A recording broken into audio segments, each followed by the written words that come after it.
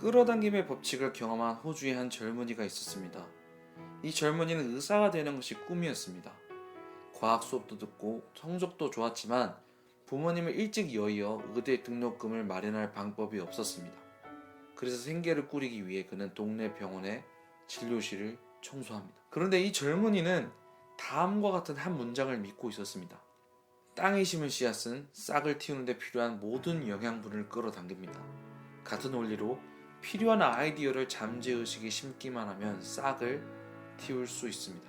젊은이는 잠자리 들기 전 자신의 이름이 굵은 활자로 크게 쓰여있는 의사 면허증을 매일 상상했습니다. 면허증의 이미지를 분명하고 상세하게 떠올릴 수 있었습니다. 진료실 벽에 액자로 걸려있는 의사 면허증의 먼지를 닦고 털면서 면허증이 어떻게 생겼는지 자세히 들여다보았기 때문이죠.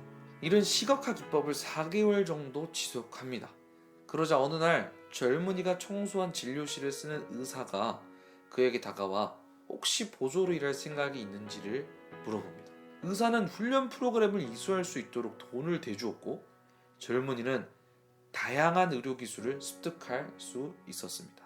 프로그램을 마치자 의사는 젊은이를 보조로 고용합니다. 이 의사는 젊은이와 함께 일하며 이 젊은이 명석함과 결단력에 감명을 받게 되고 나중에 젊은이가 의과대학에 입학할 수 있도록 돕습니다. 오늘날 이 젊은이는 캐나다 몬트리올에서 의사로 명성을 지금 떨치고 있습니다. 젊은이가 성공한 이유는 끌어당김의 법칙을 이해하고 잠재의식을 올바르게 사용하는 법을 익혔기 때문입니다. 결과를 명확하게 한다면 이미 그 결과를 실현하는 방법을 알고 있는 셈이다 라는 오래된 법칙을 활용했습니다. 여기서 결과란 의사가 되는 것이었습니다. 젊은이는 의사가 되는 현실을 상상하고 보고 느낄 수 있었습니다. 그리고 의사가 되는 아이디어를 품고 살았습니다. 그 아이디어를 고수하면서 영양분을 주었고 사랑하며 키웠습니다. 마침내 시각화 작업을 통해 아이디어는 겹겹이 쌓인 층을 뚫고 잠재의식에 스며들었고 하나의 신념으로 변했습니다. 그리고 이 신념은 꿈을 이루는 데 필요한 모든 것을 끌어당겼습니다. 이 젊은이의 이야기는 끌어당김의 법칙을 어떻게 적용하는지 구체적으로 보여주는 한 예시입니다. 끌어당김의 법칙이란 여러분의 삶에 아직 없는 무언가를 끌어당겨서 있게 하는 법칙을 말합니다. 많은 사람들이 아니 이게 무슨 사이비 이단 종교 같은 소리인가 라고 할 것입니다. 하지만 끌어당김의 법칙은 실제합니다.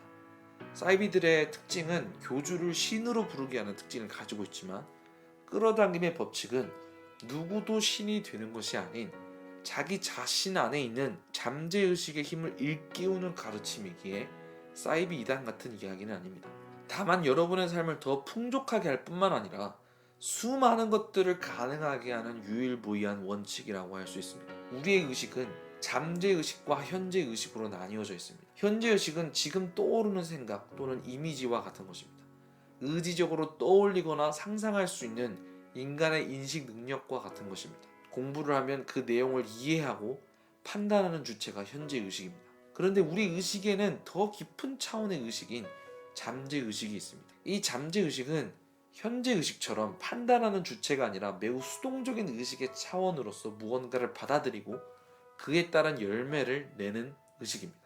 잠재의식은 우리의 현재의식에 의해 영향을 받는데 우리의 현재의식이 무엇을 생각하고 어떤 것을 받아들이냐에 따라서 어떠한 판단도 없이 그것을 받아들이는 의식을 말합니다. 땅에 무엇을 심느냐에 따라서 사과가 나기도 하고 포도가 나기도 하는 것처럼 이 잠재의식이 무엇을 심느냐에 따라서 어떤 열매가 나오는지 결정된다는 것입니다. 그렇기 때문에 이 잠재의식이 우리의 인생을 결정하는 것에 있어 매우 중요한 역할을 한다는 것입니다. 그런데 놀랍게도 우리는 지금까지 이 잠재의식의 힘을 매우 무시하고 터부시 여기고 별로 중요하게 생각하지 않았다는 것입니다. 예를 들면 우리 중 누군가가 너는 멍청해 라는 소리를 들었다고 생각해 봅시다. 그러면 우리는 기분 나빠할 뿐 그것이 내 인생에 별로 큰 영향을 끼칠 것이라는 생각을 못한다는 것이죠. 그런데 우리 인생에 아주 큰 영향을 끼친다는 것입니다. 조셉 머피나 나폴레옹 힐이나 밥 프록터 같은 잠재의식의 대가들은 그리고 그들의 책과 강연으로 수백만 명의 사람들의 인생이 변하는 것을 목도했습니다. 우리나라의 속담에도 3살 버릇 80까지 간다라는 이야기가 있습니다. 이 말은 3살 아이들의 잠재의식이 심겨진 것이 인생 전반에 걸쳐 아주 큰 영향력을 끼쳐간다는 것을 말합니다. 조셉 머피는 잠재의식을 창조의 능력이 있는 것이라고 말합니다. 왜냐하면 인간을 만든 창조주가 인간을 자신과 같이 만들었기 때문이라는 것이죠. 실제로 잠재의식은 결과를 만들어냅니다. 바프로토는 잠재의식은 진동을 일으킨다라고 말하죠. 우리가 어떤 진동을 가지고 있느냐에 따라서 그와 같은 연쇄 반응이 일어난다는 것입니다. 부자들의 주파수를 가지면 그런 주파수와 연결이 되면서 우리가 부유해지는 일들이 끌어당겨 오게 되고 부유해지는 것을 경험하게 된다는 것이죠. 도대체 이런 일이 왜 일어나고 어떻게 가능한가라는 것을 생각해보면, 세상에 일어나는 일들을 생각해보면 자연스럽게 정리가 됩니다. 이 세상에 일어나는 일들 중에 인간의 상상이 개입되지 않은 일이 있을까요? 인간은 하늘을 날게 될 거야.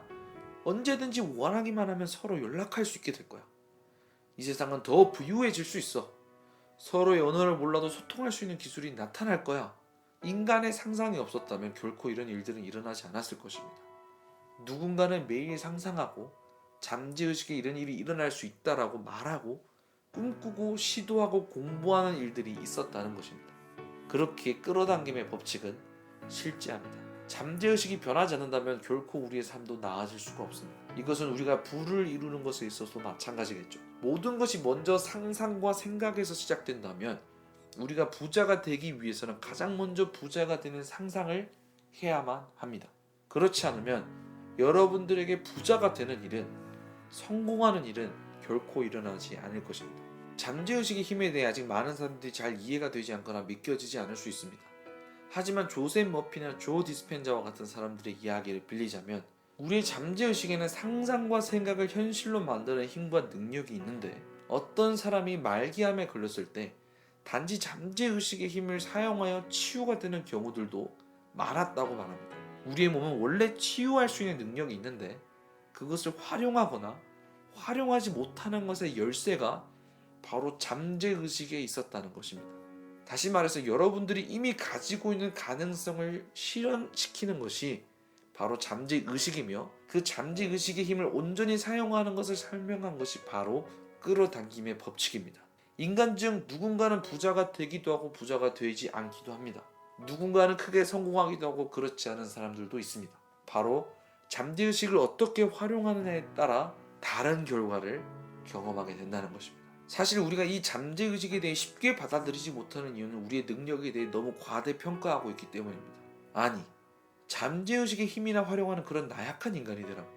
내가 얼마나 대단한 인간인데 그런 거 안 해도 돼? 우주의 도움? 신이 준 능력? 그런 거 안 믿어. 불쾌해.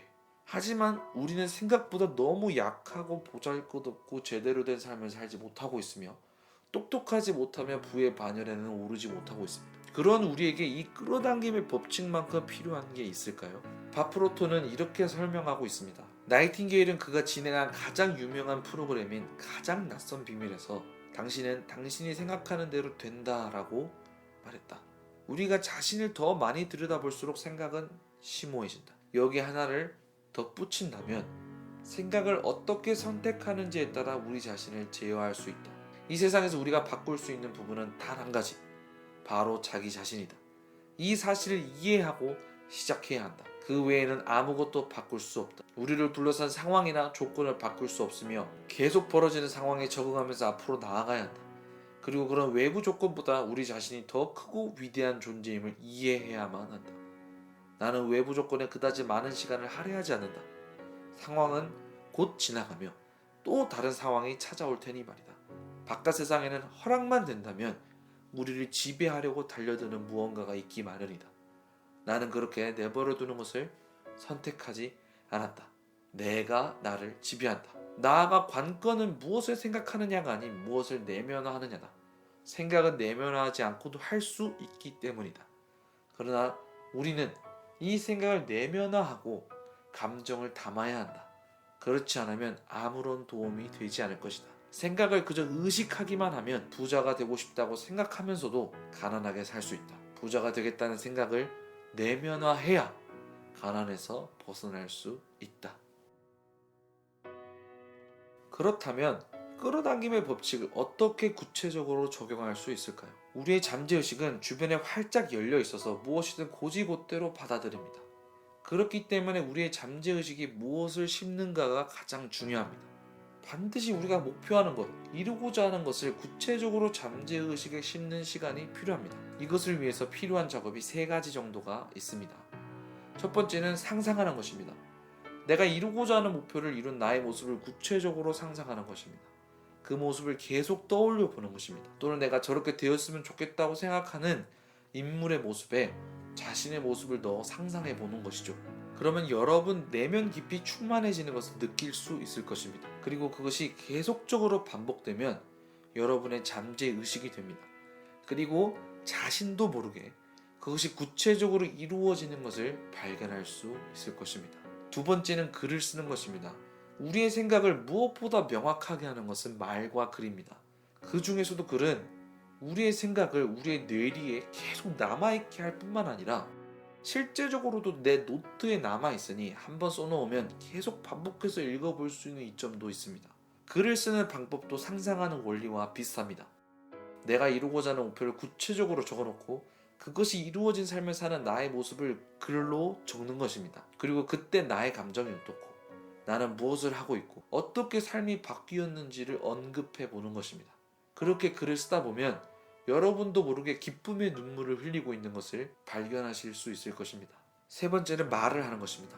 여러분의 말을 믿어주고 또 여러분과 함께 상상하고 생각할 수 있을 만한 믿을 수 있는 사람과 여러분의 꿈과 상상, 생각에 대해서 계속 이야기하는 것이 도움이 됩니다. 둘 이상이 그것을 나누면 훨씬 잠재의식의 힘이 강해지는 것을 느낄 수 있을 것입니다.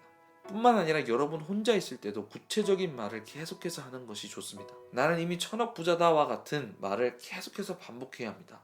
더 구체적이면 구체적일수록 좋습니다. 마지막 네 번째로는 읽는 것입니다. 여러분들의 잠재의식을 변화시킬 수 있는 책을 읽고 공부하는 것이 필요합니다.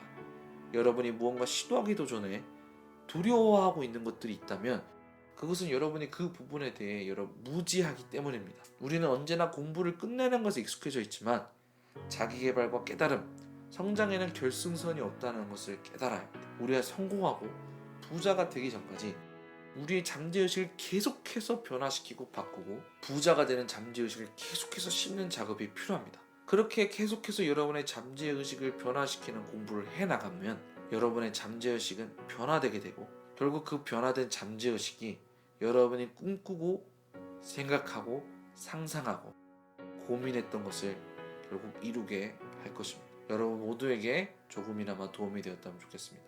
감사합니다.